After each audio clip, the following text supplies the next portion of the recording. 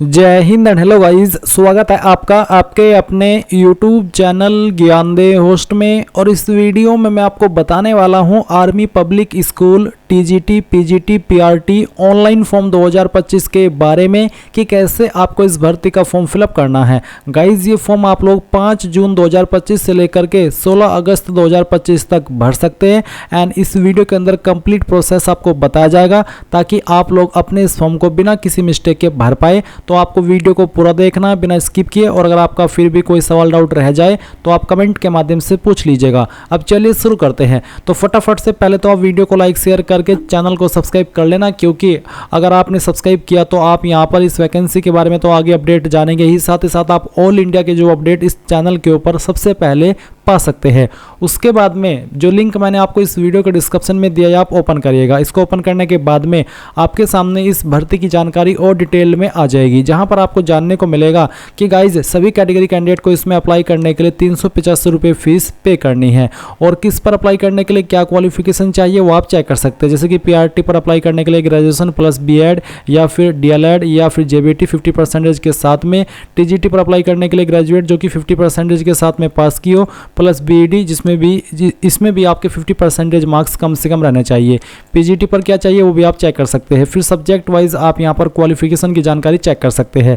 सभी information check करने के बाद आप नीचे की तरफ इंपॉर्टेंट लिंक के सेक्शन में आएंगे और अप्लाइंग ऑनलाइन लिंक ओपन करेंगे। देन आपके सामने कुछ ऐसा इंटरफेस आ जाएगा। अगर आप इसका ऑफिशियल नोटिफिकेशन एक बार फिर से व्यू करना चाहते हैं या फिर आपको वैसे व्यू करना है और डिटेल में जानकारी जानने के लिए, तो आप जनरल इंस्ट्रक्शंस ऑफ ओएसटी 2025 ये ओपन करेंगे तो आपके सामने नोटिफिकेशन आ जाएगा, जहां पर आप और भी इसके बारे में डिटेल्ड में जानकारी जान सकते हैं। जैसे कि आपकी एज की जानकारी, फिर आपकी अन्य इन्फॉर्मेशन जैसे कि एग्जाम पैटर्न, सिलेबस, तो सभी इन्फॉर्मेशन आपको यहां पर दी गई है। और जो आपकी अन्य इंपॉर्टेंट डेट्स है वो भी आप चेक कर सकते हैं। तो सभी आप इन्फॉर्मेशन यहां से चेक कर लीजिएगा। और अब अगर आप इसमें फुल्ली एलिजिबल है और आपका इंटरेस्ट है अप्लाई करने का, तो आप कैसे करेंगे। आप यहां पर इस वाले इंटरफेस पर आएंगे जैसे कि आप वीडियो में देख सकते हैं, और नीचे की तरफ स्क्रॉल करके आपको यहां पर इसमें रजिस्टर हियर इसके ऊपर क्लिक करना है। अब गाइज यहाँ पर आपके सामने ये वाला इंटरफेस आएगा। अभी आपको यहाँ पर न्यू एप्लीकेंट रजिस्टर हियर इसके ऊपर क्लिक करना है। अब आप यहाँ पर जो आपका नाम है 10th के सर्टिफिकेट के अकॉर्डिंग यहाँ पर भरिएगा, या तो 10th के सर्टिफिकेट के अकॉर्डिंग या फिर आधार के अकॉर्डिंग। और जो नाम आपका 10th के सर्टिफिकेट के अंदर है वही नाम आपका आधार में होना चाहिए, नहीं तो आपको डॉक्यूमेंट वेरिफिकेशन में प्रॉब्लम फेस करनी पड़ सकती है। क्योंकि आपका नाम जो 10th के सर्टिफिकेट में है वो आधार में तो करा सकते हैं, बट जो नाम आधार में है वो आप 10th के सर्टिफिकेट में नहीं करा सकते। इसलिए दोनों में आपको सेम नाम करा लेना है अगर आप चाहते कि आपको आगे चल करके कोई प्रॉब्लम फेस न हो। अब आप आपका मोबाइल नंबर डालिए जो कि आप रजिस्टर करना चाहते हैं। उसके बाद में ईमेल एड्रेस यहाँ पर डालिए। फिर आप यहाँ पर एक पासवर्ड क्रिएट करेंगे। पासवर्ड आपको कैसा बनाना है उसका डेमो आप यहाँ पर देख लीजिए। पासवर्ड के अंदर इंग्लिश का कैपिटल लेटर, एक स्पेशल कैरेक्टर, साथ ही डिजिट, कुछ इस तरह का पासवर्ड आप बना लेंगे और उसको दोबारा डाल करके वेरीफाई करेंगे। फिर यहाँ पर टिक करेंगे और उसके बाद कंटिन्यू के ऊपर क्लिक करेंगे। अब गाइज आपके सामने यहाँ पर ओटीपी वेरिफिकेशन का पेज आ जाएगा। आपको यहाँ पर आपकी ईमेल के ऊपर भी और आपके नंबर के ऊपर भी ओटीपी सेंड किए हैं। अगर आपको आपका ईमेल पर ओटीपी नहीं मिल रहा तो आपको आपका स्पैम फोल्डर चेक कर लेना है, उसमें आपको आपका ओटीपी मिल जाएगा। तो जैसे ही ओटीपी मिल जाए आप ओटीपी वेरीफाई ओटीपी के ऊपर क्लिक करके उसको वेरीफाई करेंगे। फिर मोबाइल वाला ओटीपी डाल करके वेरीफाई ओटीपी के ऊपर क्लिक करके इसको भी वेरीफाई कर देंगे। अब आप यहाँ पर इसमें सबमिट इसके ऊपर क्लिक कीजिएगा। आप देखेंगे रजिस्ट्रेशन सक्सेसफुल और आपका जो अकाउंट है वो क्रिएट हो चुका है। अभी आप यहाँ पर कंटिन्यू इसके ऊपर क्लिक करिएगा। इसके ऊपर क्लिक करने के बाद में आपके सामने यहाँ पर इस तरह का लॉगिन का पेज आएगा। अब आप यहाँ पर आपका ईमेल आईडी या फिर फ़ोन नंबर जो कि अभी आपने रजिस्टर किया वो डालिए। जो पासवर्ड अभी आपने अपनी मर्जी से बनाया वो आप यहाँ पर भरिए और रिमेंबर मी के ऊपर क्लिक करके लॉगिन कर दीजिए। अब आप यहाँ पर देखेंगे कि आपके सामने कुछ ऐसा इंटरफेस आ चुका है। अब आपको पोस्ट के ऊपर क्लिक करके सेलेक्ट करना है कि आपको पीजीटी पर अप्लाई करना है, पीआरटी पर या फिर टीजीटी पर। आप यहां पर किसी एक ही पोस्ट पर एक बार में अप्लाई कर सकते हैं, क्योंकि गाइज यहां पर मल्टीपल पोस्ट को सिलेक्ट करने का कोई ऑप्शन नहीं दिया है। फिर आपको आपका स्ट्रीम सेलेक्ट करना है कि आप इनमें से किस स्ट्रीम में अप्लाई करना चाहते हैं। उसके बाद देखेंगे एप्लीकेंट फुल नेम, तो आपको आपका पूरा नाम यहां पर अगेन आपके 10th के सर्टिफिकेट के अकॉर्डिंग और आपका जो आधार कार्ड है उसके अकॉर्डिंग फिल करना है। अब आप यहाँ पर जो आपका फादर नेम है वो एंटर करेंगे। फादर नेम भी आपका सर्टिफिकेट के अकॉर्डिंग ही होना चाहिए। फिर आपको यहाँ पर आपकी माताजी का नाम एंटर करना है। एंड देन आप देखेंगे मैरिटल स्टेटस, सिंगल हो, मैरिड हो या फिर विडोड, तो जो भी है आपका स्टेटस वो आप सिलेक्ट कर लीजिएगा। जेंडर आपका क्या है वो आप यहाँ पर सिलेक्ट कर लेंगे। और इसके बाद में गाइज आपको यहाँ पर नेशनलिटी इंडियन रखनी है और जो आधार कार्ड का नंबर है वो आपको यहाँ पर फिल करना है। फिर यहाँ पर पूछे are you a person with benchmark disability, यानी कि आप दिव्यांगजन है, अगर आप है तो यस करना, नहीं तो आप नो कर दीजिए। उसके बाद आप यहाँ पर आपका जो आधार कार्ड का नंबर है उसको री एंटर करेंगे। फिर पूछे आर यू आर्मी स्पाउस, क्या आप आर्मी स्पाउस हैं, यानी कि जो आर्मी के अंदर काम करते हैं आप उनके पति है, अगर हाँ तो यस, नहीं तो आपको नो करना। अगर आप उनके पति पत्नी है तो यस करिएगा, नहीं तो नो कर दीजिए।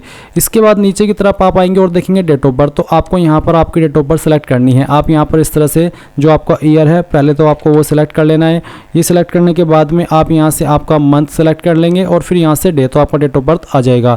अब आता है वर्क एक्सपीरियंस, क्या आपके पास यहाँ पर एक्सपीरियंस है टीचिंग में, अगर है तो यस, अगर यस करते तो फिर आपको बताना होगा कि कितने साल का एक्सपीरियंस है और एक्सपीरियंस की डिटेल भी देनी होगी, जैसे कि ऑर्गेनाइजेशन नेम के अंदर आपको बताना कि किस स्कूल के अंदर आपने वो एक्सपीरियंस प्राप्त किया है, किस पोस्ट पर किया है, टीजीटी पीजीटी या फिर जो भी पोस्ट थी उसका नाम, किस डेट में आपने वर्क ज्वाइन किया था, आपकी टीचिंग की जॉब और कब तक आपने किया था वो डेट। अगर नहीं है तो नो कर दीजिएगा।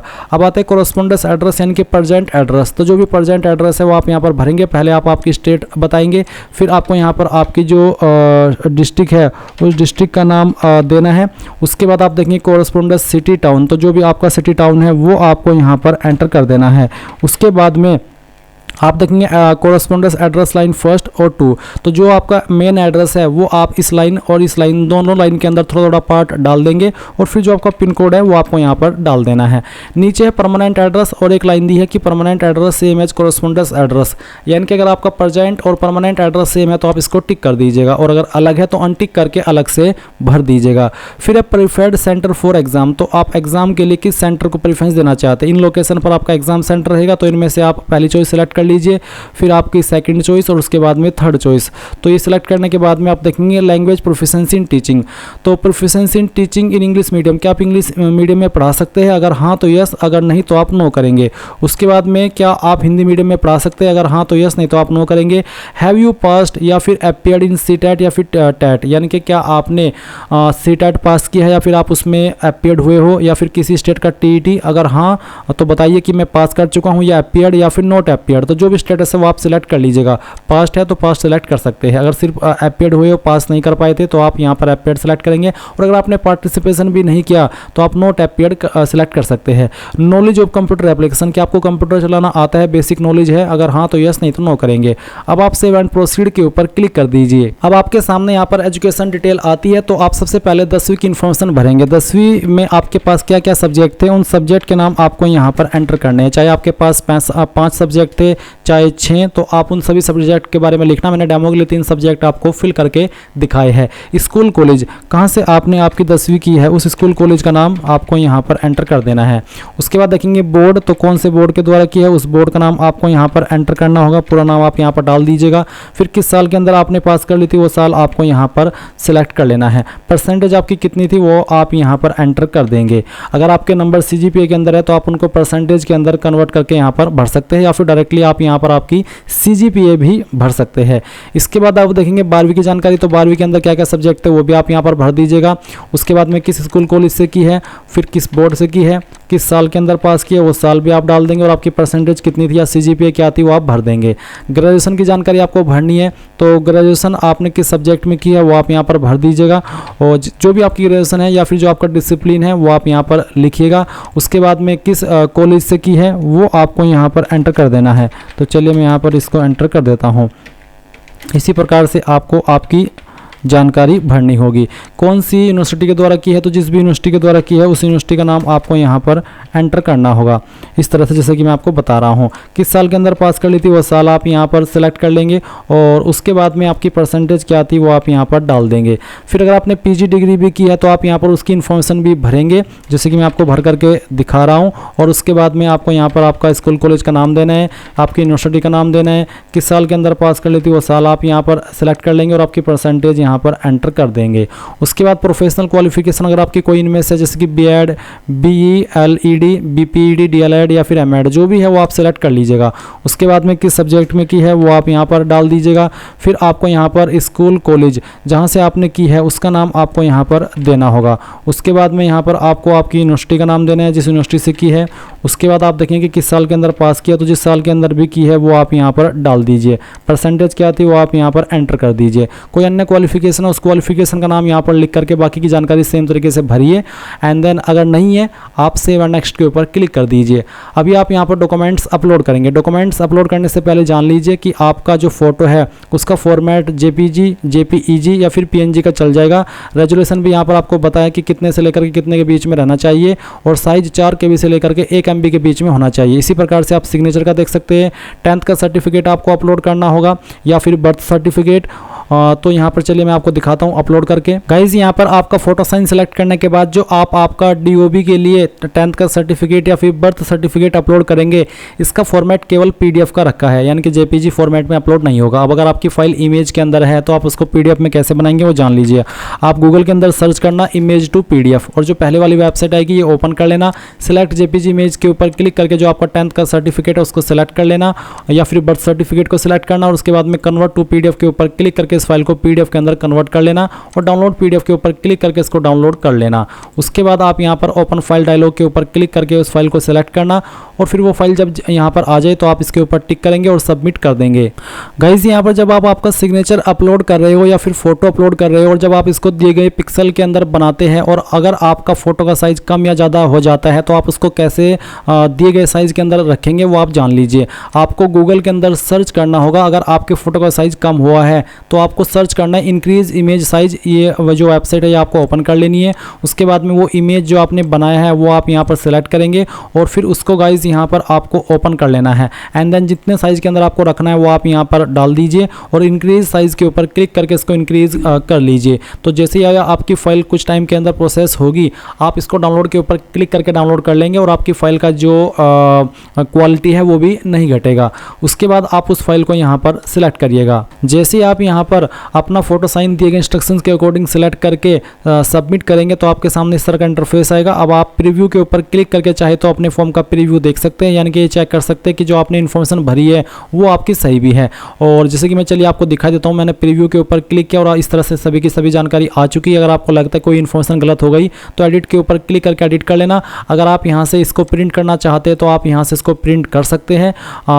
ये इन्फॉर्मेशन आपको सेव कर लेनी है क्योंकि बाद में काम आएगी। और अब आप यहाँ पर इसमें सबमिट करेंगे, यहाँ से कंफर्म कर देंगे और फिर अब आप पे नाउ के ऊपर क्लिक करिएगा। पे नाउ पर क्लिक करने के बाद आपको पेमेंट के पेज पर ट्रांसफ़र किया जाएगा। आप आपकी एप्लीकेशन फ़ीस यहाँ पर इनमें से किसी भी माध्यम का इस्तेमाल करके जमा कर सकते हैं। आप यहाँ पर आपका कॉन्टैक्ट नंबर डालिए और फिर कंटिन्यू कर दीजिए।